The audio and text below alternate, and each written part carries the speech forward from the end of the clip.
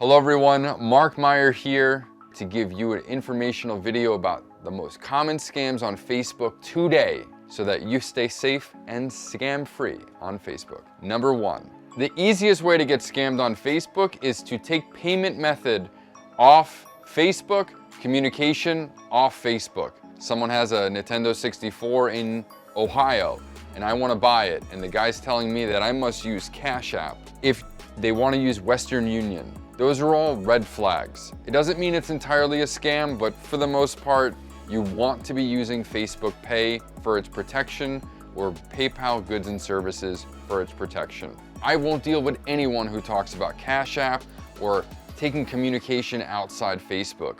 If they're talking about taking the transaction to WhatsApp, I'm gone. If your product gets shipped to you and it's not what it says it is, or it doesn't arrive, Facebook will cover that transaction and make sure that the seller doesn't keep the money. It's a very vital tool. The second most common thing that I see on Facebook right now is sellers trying to get payment or small deposits, whether it be real estate, cars, or hot electronics, in advance of the actual meetup, in advance of the actual payment.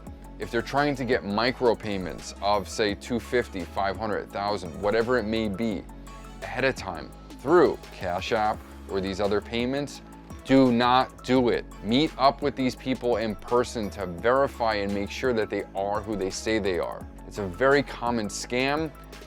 A lot of the boomers fall for it, and I don't want you guys to.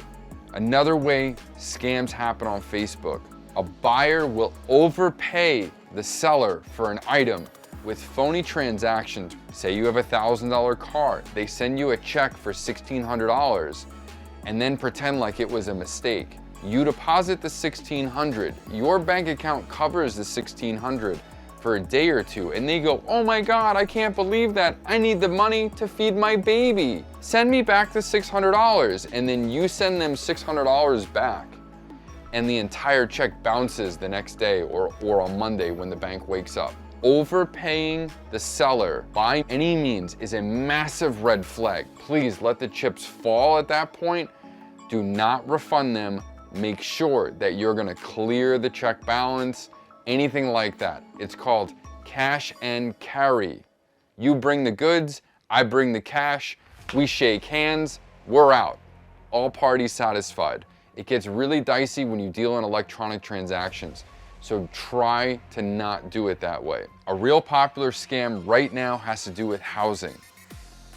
In New York, they take a $4,000 rental and they basically market it at $1,500 a month. They get you interested, they send you an application, and then what happens is you fill out the application and they do one of two things.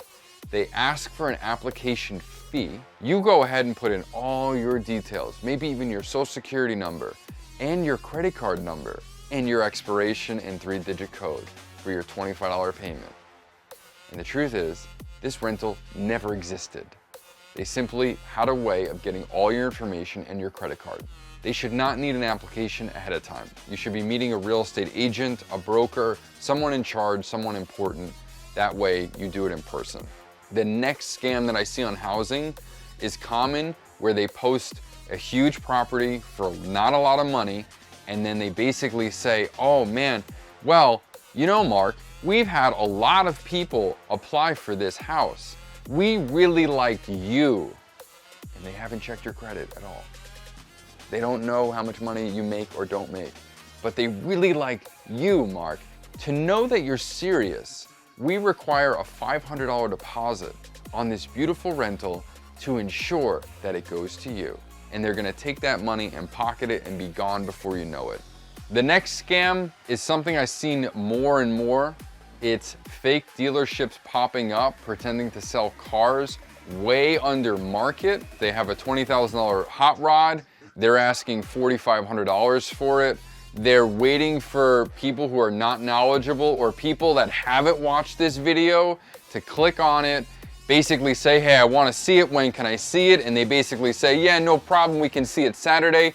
But hey, hold up. There's like 35 or 100 people trying to get here. We really like you. It's similar to the housing scam. And then they go, okay, well, to know you're serious, we need a deposit ahead of time. and they are basically gonna take that deposit, snatch and run and disappear before the sun comes up. Some red flags with scammers. When you're dealing with people who are foreign, the timing of the messages will be awkward. You will get messages at 5 a.m. You will get messages at 1 a.m.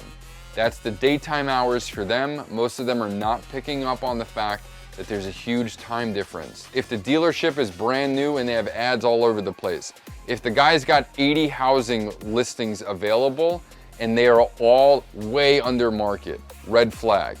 Any red flags should be huge warnings. And last but not least is a scam that is as old as the internet itself. It's catfishing. And what that looks like to a gentleman like me is a beautiful 20-year-old model who happens to just fall in love with me and just need a little bit of money. And they basically are scammers from foreign countries that have the time to sit down and betroll men or older women. Generally, they'll want to go to WhatsApp, but basically you don't want to be sending money to a woman that you've never met or a man that you've never been on a date with. These are the most common Facebook scams that I see. Follow your intuition, don't get scammed, watch more of my videos, like, subscribe, ask me some questions below and I'll be sure to answer them. I appreciate y'all. I will see you on the next one. Sell it, yes sir, sell it. Sell it.